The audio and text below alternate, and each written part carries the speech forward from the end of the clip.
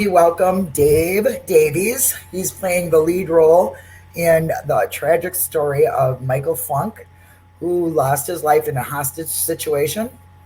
Gosh, I can't remember the year. 2015, hmm correct? 2015, Yeah. yes. All right. Yes, it is. Okay. 2015.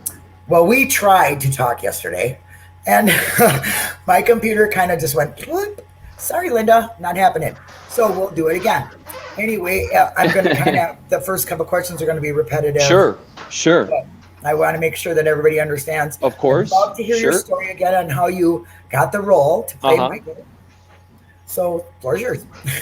There was a Jehovah Witness at my door. I'm just kidding. I'm just kidding.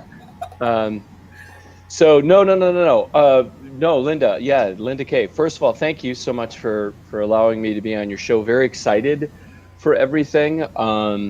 And you introduced me as Dave Davies. That's the gentleman from the Kinks. I'm Dan Davies. Dan Davies. That's Oh, I don't okay. know why I'm saying Dave Davies. I'm so sorry. I apologize. No Oh, here worries. goes. He's rolling his eyes at me. No worries, no worries. And I'm a huge Kinks fan too. So, Well, okay. and his Pardon. Dave Davies' son is Dan Davies, actually from the Kinks, Yes. who's also in the Dan Kinks. Davies, So, pardon me. yeah, so I'm the actor Dan Davies. But anyway, yeah. So I have this event in Appleton, and Appleton's right next door to Nina, and ML was killed in 2015, December 2015, and Appleton is buttressed right up against Nina, and I have this film event called the Film Forte, and it's a little bit like a mini South by Southwest. It has music, it has movies, it has the best of all worlds.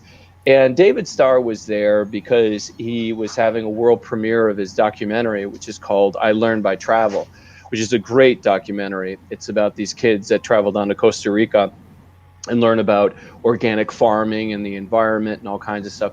So he had his world premiere there. And as it was there, because it's a weekend long event, he met Donna Frankart. And Donna used to be part of the Winnebago County Coroner's Department. Oh, And Donna started talking about this case from 2015, and it really piqued David's interest. And the more they talked about it, and they talked about it at great length the whole entire weekend, the more David was literally enamored with it, yeah. and which is really cool because I remember reading about it in 2015, and I just thought something was Not amiss, right. something that wasn't right. Hmm. And so as David and Donna were talking, I'm emceeing this event, and I MC this event basically. I get to showcase some of my upcoming films that are coming out in 2020 and things like that. So Great. I've got some short films that are doing the film festival circuit, and which is kind of cool. And I showed them there, and Donna and Dave thought, well, Dan's kind of a funny guy, but then he's got this other side where he can do some serious films, Yeah. and they thought I would have been a good choice to play ML and to be a part of this movie called the $50 million Bullet. And $50 million Bullet too, they have a website. It's the $50 million bullet.com, and I want to get that out there as And it's well. and it's And spelt F. it's spelled, yeah, Right. the $50 million Right. bullet.com. And yeah, so they paid me some real nice compliments. They thought, well, Dan, you're a good actor. We think you could play this role. And I thought, well, something that strikes home with me, Yep. because I used to live in Neenah, for in total for about 5-6 years. I kind of knew of those guys because some of the bars I used to hang out with is located right next to Eagle Nation Right. Cycles. So a lot of the DC Eagles, Eagle Nation Cycles guys, and Hell's Lovers guys were there.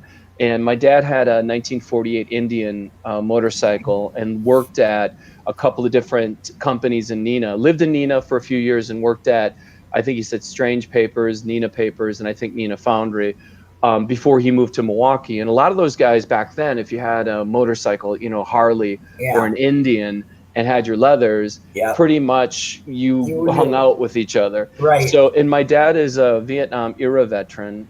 He was Army Airborne. He didn't serve in Vietnam. He was stateside, but he Army Airborne Ranger. He was Fort Campbell, Kentucky, and Fort Collins. So a lot of the guys that were in these motorcycle clubs were, you know, originally Hell's Angels were World War II vets. Right. People don't realize that. And a Yeah. lot of Vietnam and Korean era vets, when they came back, wanted to have that camaraderie and brotherhood. So they, you know, bought bikes and were friends with other bike owners. So it was a commonality that they shared. So that was pretty cool for me to kind of have that connection. And then the connection goes a lot deeper and a lot more intense. And as the weeks kind of unfold, I'll be able to extrapolate a little bit more on that. But it's really mind-boggling. Mhm. But again, that's kind of the genesis of it, how it started and how I became part of it. And I'm very proud to be a part of it, because as an actor, you really want to showcase the truth Yeah. and warts and all, you Right. know. And with David Starr as a documentarian, as a documentary maker, he wants this movie to be a docudrama. Now it's either going to be a movie or a television series, a Right. la Making a Murderer. And Right. that's what a lot of people are referring it to as the next Making a Murderer. Yeah, I believe that. Yeah, which it has all the elements, the intrigue, Oh yeah. the corruption, the, Yeah. you know, a lot of craziness that happened. So for me as an actor, it's important to showcase a real harsh light on the truth, Right. because that's the only way that you can become a fully actualized great actor, is if you do that. So Mhm. that's kind of it in a nutshell, you know, how we're going with it. So Right. And do you find it like, because you have that passion for the truth and the truth seeking, and I know that David Starr himself is not afraid of controversy.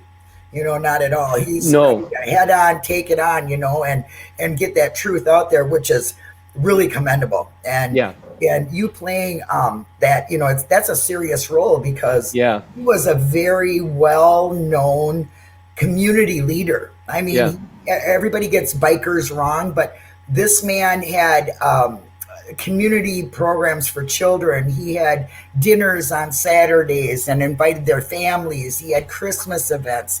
He gave money to the schools for kids who couldn't play in sports. I mean, this man did a whole lot for his community, but yet he was also a biker, yeah, and he had that going on with the state, or yeah, you know, the yeah, law enforcement.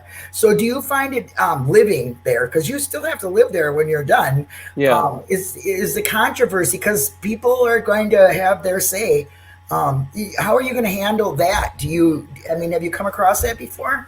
You know, I did a film called Ed Gein the Musical, and it was about the Oh yeah. cannibalistic serial killer, grave robber Ed Right. Gein. And that was back in 2010, and there were over 1,000 articles written about it. Wow. And actually, we got death threats from all over the U.S. because they thought I was making light of the victims, instead of making light of Ed Gein, who Right. actually, the film itself is going to be our 10-year anniversary in 2020. So we're going to have a 10-year release of that film. So I had a lot of controversy Hmm. because of that, and on a national and international level, from Right. National Public Radio and Public Radio International and CBS National News and the BBC and USA Today and Financial Times and Wall Street Journal. It was pretty Wow. crazy. And people didn't understand what I wanted to do was not to make Ed Gein sympathetic, Hmm. who was one of the most famous serial killers of all time. He was Yeah. mentally ill. His mom sexually abused him. His dad beat him. I know And the story well. yeah, yeah. And the movie Psycho is Right. based after Ed Gein. So is Right. Texas Chainsaw Massacre. There's about 15 films that are I don't think you've based been on my on. channel. I have nothing but serial killers on my Oh channel. yeah, yeah. It's So he's complete serial considered. killers. You So bet. He's yeah. considered the most famous. They think he killed three people, Hmm. two women, and they think he killed his brother in 1946. But I'm backtracking a little bit, Right. or Right. I digress. So I'm used to the controversy because of that, because they thought I was going to be making light of the victims, when in Mhm. reality, that's not what I did. I wanted to again showcase a harsh light on who Ed Gein was, and he was a recipe for disaster. When your father is an alcoholic and beats you, and when your mother uh, molests you, and physically abuses you, that's you're gonna wind up with a Where's your messed up safe place? kid. And he ended up being messed up. So I'm not, to make a long story short, the controversy I'm not worried about. But because I am an actor, and Right. what you want to do is portray it the best you possibly can. So as long as I'm truthful in my portrayal Hmm. as an homage, and Hmm. do him dignity and show the essence of ML, then Right. I'm doing my job. Right. And anybody who begrudges me that, that's their own problem, Right. because That's their issue. Right. yeah, that's their issue. And Right. and by and large, I live in Appleton. Our police department is amazing.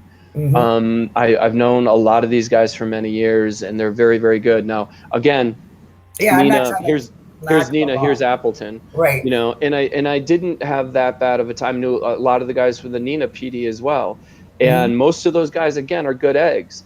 But Yeah. then, there was so much backstory with this, with the lawsuit, and the reason why I think a lot of people are comparing it to Making a Murderer is, Was yeah. yeah, because Stephen Avery had that $36 million lawsuit Yep. against Manitowoc and the Manitowoc County DP, or deputies, or Sheriff's Department. And the owners of Eagle Nation Cycles had a $50 million lawsuit against the city of Neenah Hmm. for the way that they handled this investigation there, and all The kinds of raid. things went down. The raid actually Right. was excessive, and there was all kinds of deep, This not is a so deep honest story. things that happened because of it. And I can't get into too much detail, but Right. all of this will be shown in Right. the TV series or in the film. But so it's weird that there are two massive um, lawsuits against a governmental agency, a police department or sheriff's department, and all of a sudden the people that are doing it Gone. Yep. disappear. Yep. Either they get thrown in prison or they die. And it gets to a point where once you start peeling those layers Yes. to the truth, there's so much deeper than what people, this movie and or TV series, whatever Right. it's going to be, is going to blow people's I minds. believe that. There's so many facets to Yeah. this story. There's not just the fact that he was a hostage turned into a deceased man. Yeah. It's the whole everything that happened before, the things that are going on, the people that say they didn't know this person, that they did know this person, everything amping up to his death, which Yeah. is a very big community loss as far as Yeah. I'm concerned.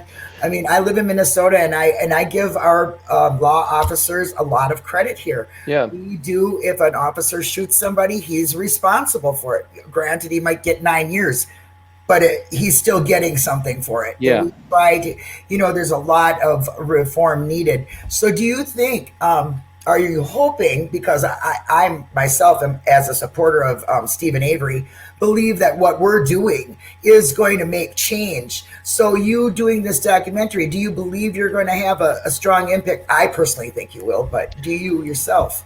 As an actor, again, I can only come from the perspective of an actor, and I know David Starr, and I know what he is going to do is going to extend out an opportunity and an Yeah. invitation to the Neenah Police Department, to Yeah. the judge, the DA, and whomever was involved with that, to give them an opportunity to tell their side of the story too, because you cannot have a Right. one-sided story, No. no matter what. Right. Um, so he is extended out that invitation to those people. We'll see if they come back. I always say, if you don't have anything to hide, then please, if Yeah. somebody invites me to talk, I'm going to talk. But I tell you what, if I got something to hide, I might not want to talk. That's right. So, Exactly. I but at agree. least he's extending out that invitation. Number one. Number Right. two, getting the viewpoint of the hostages, and even Hmm. the viewpoint of Brian Flatoff, the Yes. hostage taker, Hmm. who is now serving a prison term of, I think, 100 years or Yeah. 286 years, is some massive amount. 100 and some odd years. Yeah. Yeah, it's so getting a well-rounded approach to this film is Hmm. going to be the best way to showcase the truth. Right. And everybody going into it, like David Starr said, this isn't an anti-cop movie. Nope. This is an anti-bad cop movie. Right. And that's something, but if you give people an opportunity to tell their story, and everybody has an opportunity to tell their story from a truthful position, Hmm. and if we can present those facts again in a truthful light, Right. the truth will set us free. Right. It will let the truth be your, your Yeah, deliberation or whatever you want to call that. you bet. It will set you free for sure. And it does come out. The truth is easy to portray. The Yeah, lie is a much harder thing to portray, as we're seeing in the Stephen Avery case. And yeah, I know that there's already been investigation, and I really don't want to give it all away. But I mean, so it's kind of closed on their end, and I'm not sure if they ever can do anything, but maybe we can make a change by putting the word out there. I mean, I think Michael Funk's life was more than what they allowed. They cut it, yeah, and we can yeah. learn. I agree too, Linda. It's one of those things where the court case has already been he's already been sentenced. Okay, Right. the hostage taker. Um, the lawsuits with Michael Funk's ML's late wife have been Right. dismissed. So really, it's to a point of there isn't anything to gain, Right. except there's everything to gain. Exactly. That's what You I'm know, saying. Yeah. you bet. Because if a person can become exonerated, if a person can not be portrayed that falsely Right. the way that they were portrayed originally, if you Hmm. can clear their name in essence, if you can again, the truth is its own weight. The Right. truth Exactly. is its own power. Hmm. Is it going to change the dismissed lawsuit? No. Is it going to change the fact that Brian Fladoff is in prison? No. No. Yeah. But the truth getting it out there is going to do so much good for the community.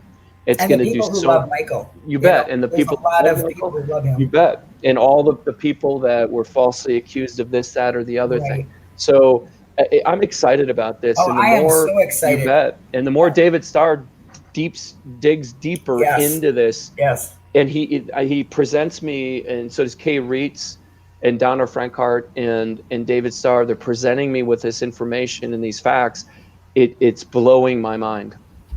Yes, it is me too. I mean, this when I first was there last year in June, and I met Kay, and she said, "I want you to talk about this because I'm a person. Talk about it. I want the feelings from the people it happened. I'm not so much the political thing. I mean, although I do it and I know about it through Stephen Avery, I much rather have people get what they need to get out about what happened to them, Yeah, how they felt, what they're doing now. Is anybody offering them anything? I mean, that's where I'm at. I'm with the real life thing. This is yeah, very close to me. I live in Minnesota, and he's a biker brother who went down and a veteran. yeah. And to me, that's all very commendable. And I want Michael's truth to get out. And I'm really looking forward to you doing it. Which brings me to the question: how are you preparing yourself for the character of Michael?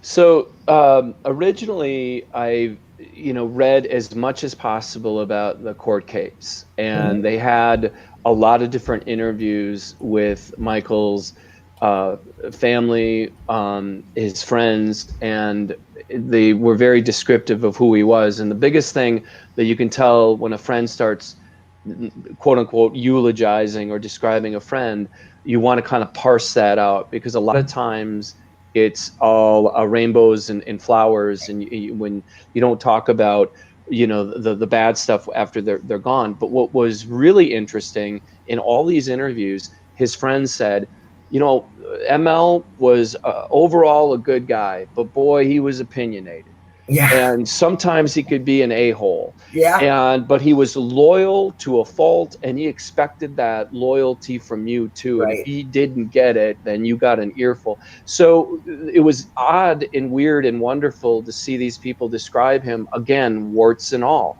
They said he Right. wasn't perfect by any stretch of the imagination, but we were proud of the fact that he, good husband, good grandfather, an Air Force veteran, served at the tail end of Vietnam, did a lot of volunteer work, was a good brother, Yeah. motorcycle brother, and a good mechanic, and all these things. Right. But was he perfect? No, Hell's no. but we aren't. None of us are. No, I mean, we no. have our faults. You bet. And that's what I take into consideration when I'm creating the role. The hardest thing in the world to do as an actor is to portray someone who was living at one time or is still Yeah. alive, because and people still know that person. Oh because you're going yeah. to have everybody coming out of the woodwork and saying, I liked your portrayal, but ML never talked with his hands as much, Dan. What the hell is Yeah, that he all didn't lick about? his lips. He Yeah, didn't do yeah, this. He yeah, didn't do yeah, yeah, yeah. yeah. Yeah. So you're kind of uh, you know, uh, taking you're going up against a windmill, like Right. Right. and the thing is, it's difficult, but the more I get into reading about him and the more I'm able to talk to his friends Yeah. and extended family, the more I'm able to get the essence of who Yes. he is. And as an actor, that's all you can do, Yeah. is get the essence of that person, to do it with dignity and as an homage to that person. Right. And if you believe in the same things that they do too, you kind of have the same moral compass. It's a little bit easier to understand too. So, I mean, Yeah, I yeah, get that. And ML was very loved. And I mean, I listened to the stories and I know you got some good people telling you about it. So, I mean, I got the feeling of it too. So, I mean, I'm really looking forward to this. I think this is just exactly what needed to happen for Eagle yep. Nation. I Oh am yeah, so honored to be a part of it and yep, to meet you. And I will meet you again in yep. November. I'll be there. November 18th. And yeah, I mean, I think it's fantastic. I mean, you're similar looking. You got the beard going on there, so you kind of got the big look going And the, on. the red cheeks. I was just out exercising, Oh actually. It was yeah, about yeah, 32 degrees. Well, you yeah. had the So same are you horrible gonna ride weather. a bike? Yeah, yeah.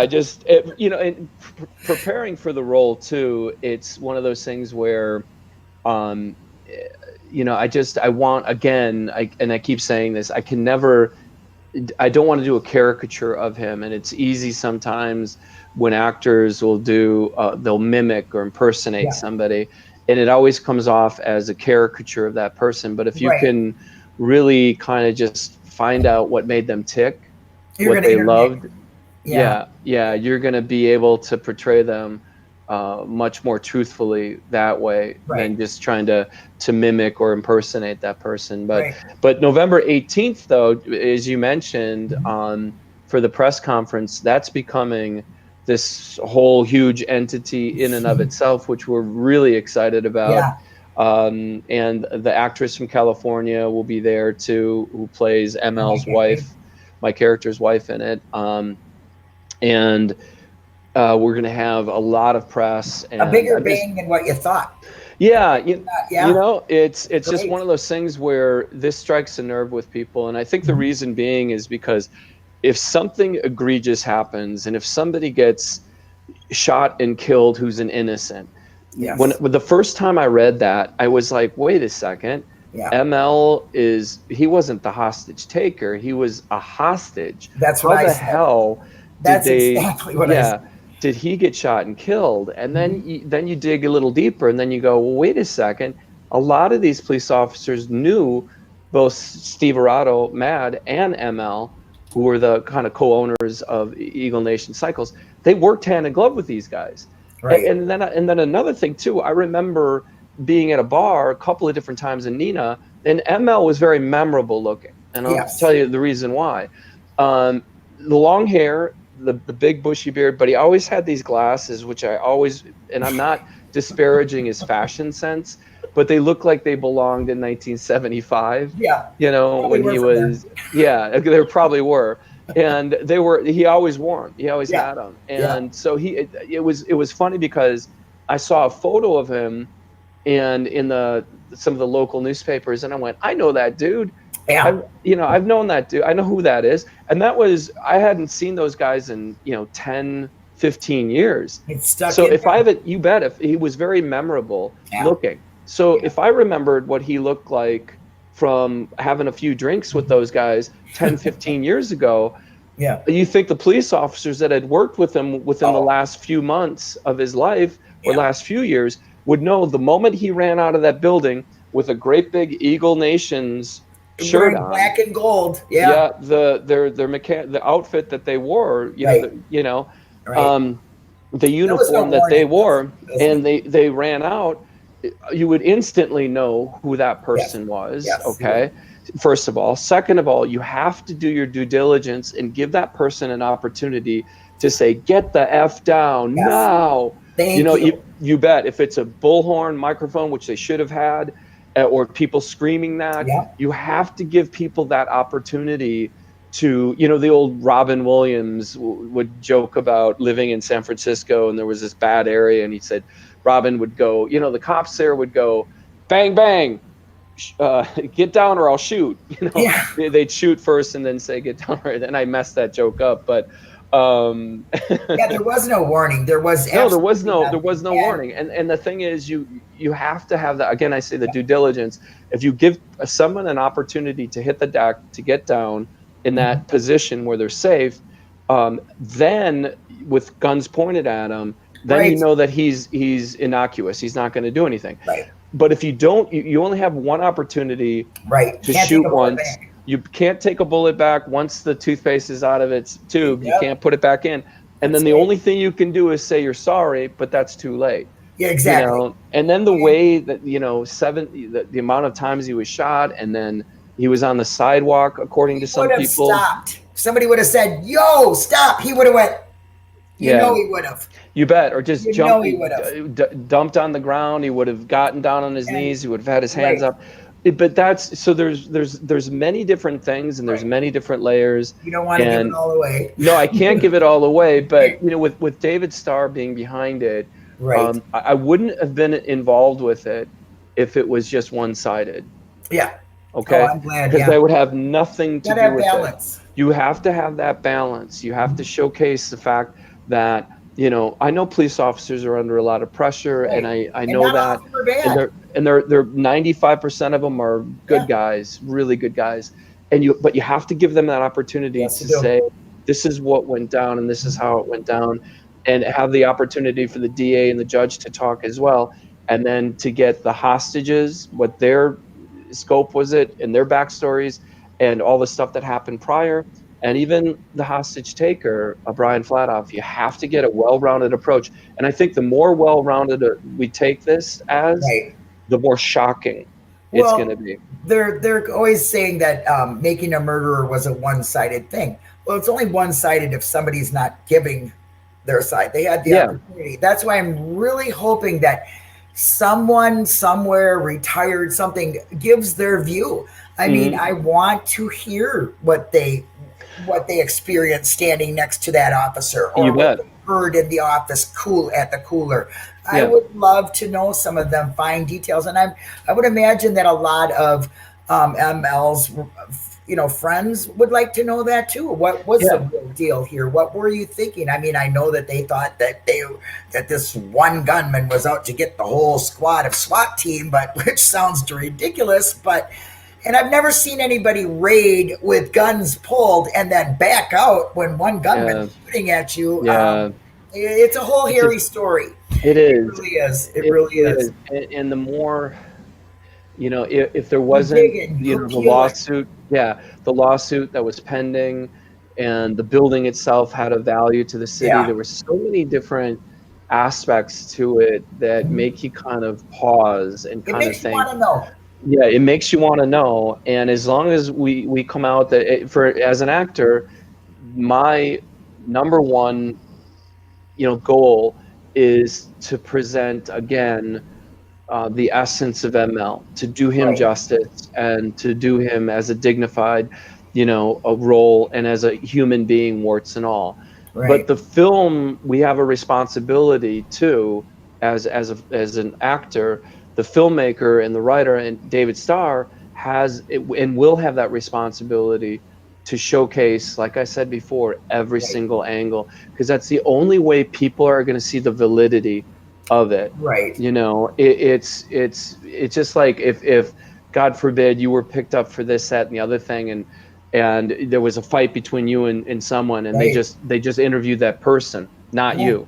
Yeah. And you'd be like, wait a second, I want to say something. Right. I want to say something. No. We've got her. And that's the bad thing about doing something, that you want the truth out, and you put the best way you can. And believe me, I have no qualms. I think David is going to really.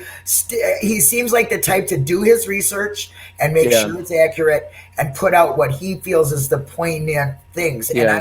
I have no doubt of that. That's why I'm really looking forward to watching this Oh, evolve. You yep. know, but you Making a Murderer's got that rap of, oh, you only heard one side, you only heard one side, you only heard one side.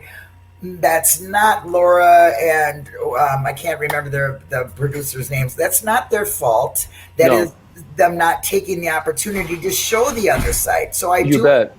I do hope that they do show and come forward and and Yeah. say And their the thing too with, and I told this to David too, I said, there has to be a paper trail anytime that you offer any of the Nina PD or the judge or the DA or XDA or any of them. You have to have a paper trail that states, I Mhm. sent this email 3 times, very politely asking for them to be a part of this. Right. And or I sent a letter, or here's the voicemail, or whatever. But you have to, Absolutely. because Yeah. what happened with making a murderer, it was like all the Manitowoc County and the Manitowoc people were saying, you never gave us that opportunity to give our side of the story. And then the 2 producers were like, oh yeah, we did. And then Yeah. Manitowoc was And a like, no, you second chance didn't. too. Yeah, no, you didn't. Right. And then, It's back and but forth. if I were, yeah, if I were the producers of Making a Murderer, I would have said, as a matter of fact, we did. And here is the email chain. Boom, boom, boom, boom, boom. Right. And Right. And here that's is what the Dave will do. voicemail. Boom. And here, Right. so that you can then, in all honesty, say, we did do our, again, due diligence to give them an opportunity to give their side of the story. Right. I agree. And as a public official, you're compelled, you're obliged, this is an obligatory thing as part of a tax-based public official. Mhm. You should feel compelled to tell your story, to Transparency say should be not an option. transparency. It should be given. You bet. And now with so many people, the saddest thing about this is, just in the last 20 years, the respect and truth and honesty that we thought that these governmental agencies had, from the FBI down, we've the lion's share of Americans have kind of lost hope. In essence, we've lost this trust, Right. and it Want used to that not happen. be that way. Right. It used to not be that way. You used to kind of had faith in the police officer People were and in the accountable. FBI. There was accountability, Right. and you really, and it eroded when you see some of these egregious cases of the innocents being shot or planting drugs or doing all kinds of stuff. And then you Right. think, you can't do that, because every single time you do that, you lose the trust of the citizens. You lose the Exactly. trust of the people that are paying the taxes in order to pay your salary. Exactly. And you have to be above board, and you have to show transparency, and Right. you have to be accountable. And I read too, about 3-4 years ago, there have been 795 cases over the last like 5 or 6 years that where police officers shot someone Yeah. in the course of duty. And of those 795 cases, one of them went to trial. Yep. 1 out of 795 That cases. that's And not good. sometimes it's, I would imagine most of the time, if somebody's coming at you with a knife or a gun, you're going to take them down. I'd take them down. Yeah. Well, But it's no more harm to disarm. It's yeah, kill and be done. yeah. And one of those cases out of 795, and then the police officer was exonerated. There has to be more of an accountability for those things where, Right.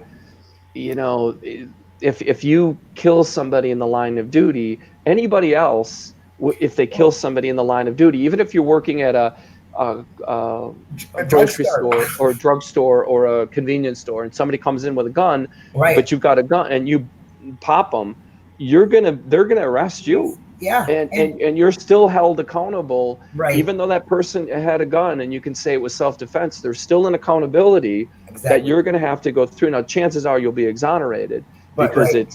but you still have to go through a whole phalanx Through the of process. judicial process Exactly. and legal process. Exactly. And it just, it just seems, it boggles my mind that there isn't more of checks and balances and Yeah. accountability. Accountability is just, it's not even within the, I mean, if I was an officer, I would, as a person, the way I am, what my moral compass says Hmm. is to be accountable for what I'm Yeah. doing.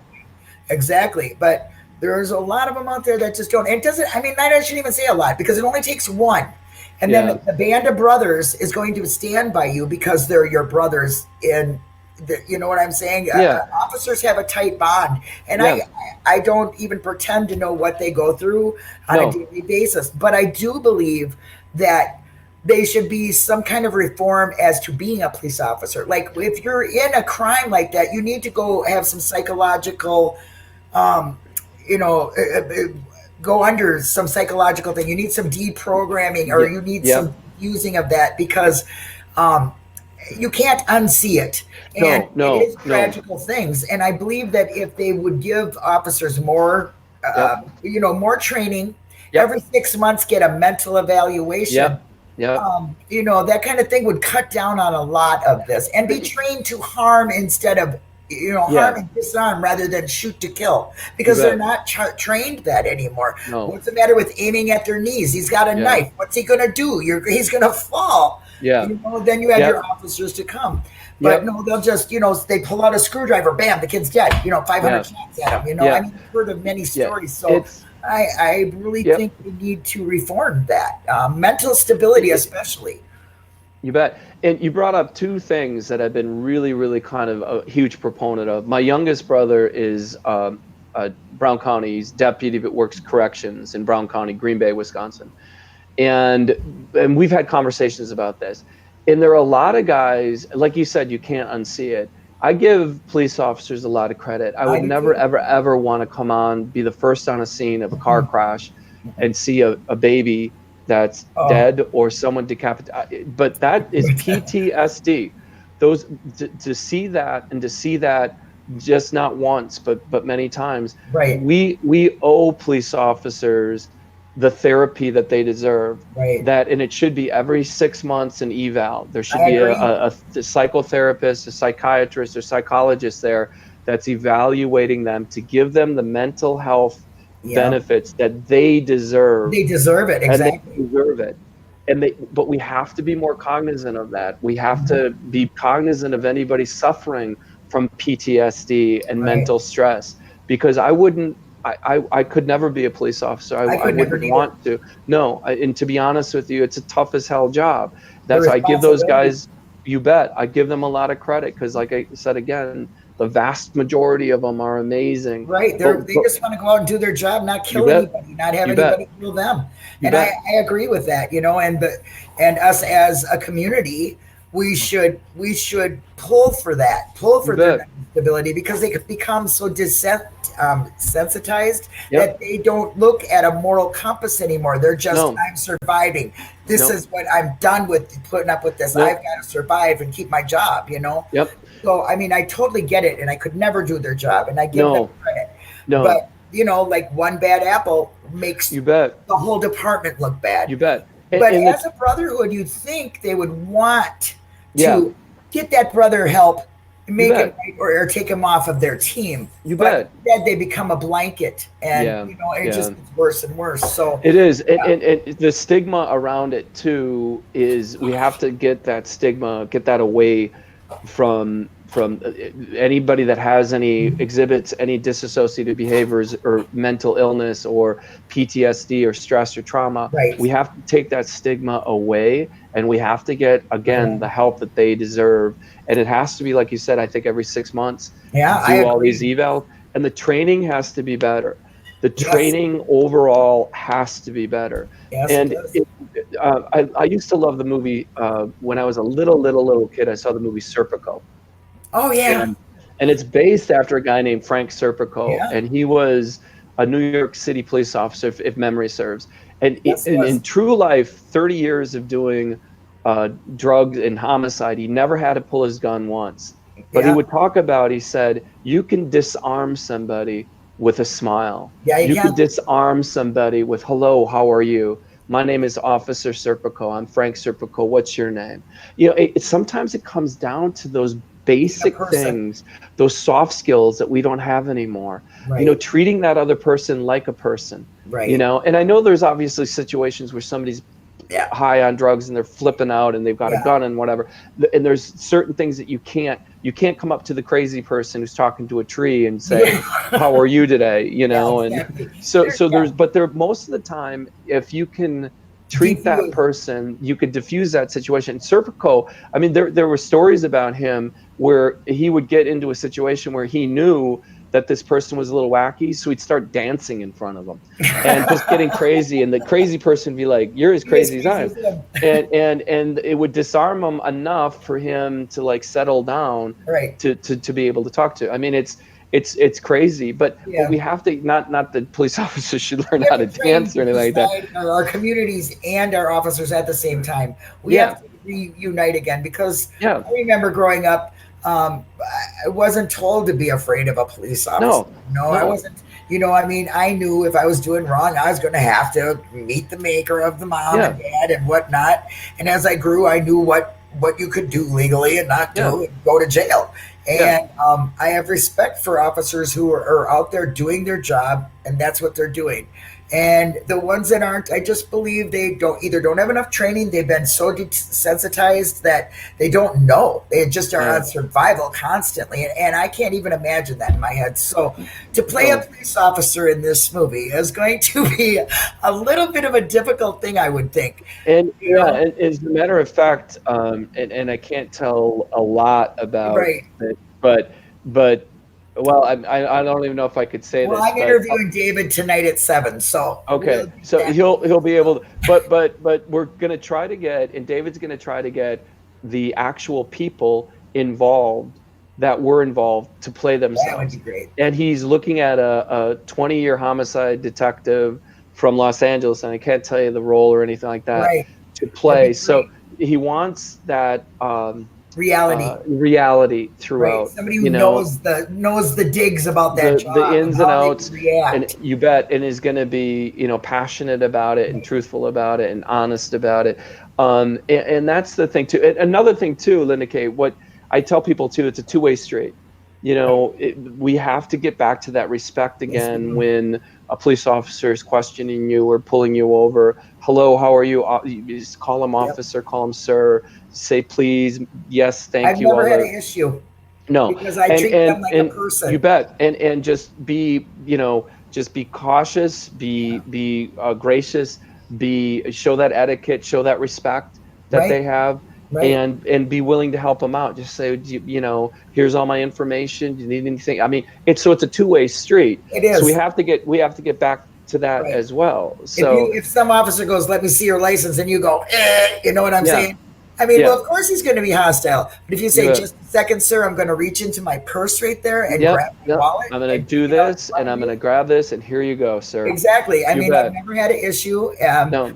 They're doing their job. They stop me for speeding or a light out, and I make sure that their job goes as freely, as easily as it can. Give me my ticket. Thank you very much for that.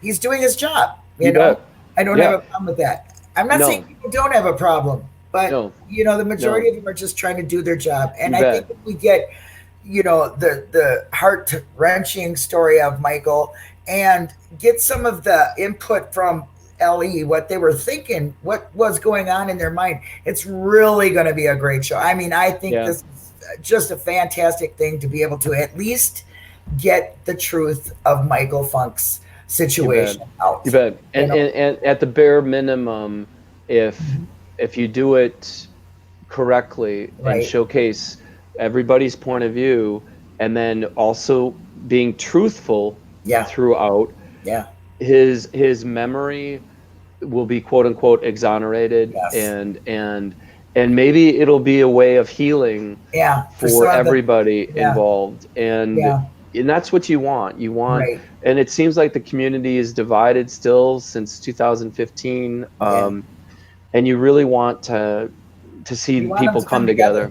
They work better as a team than they do separate. Damn straight. We're not enemies. We're in this together.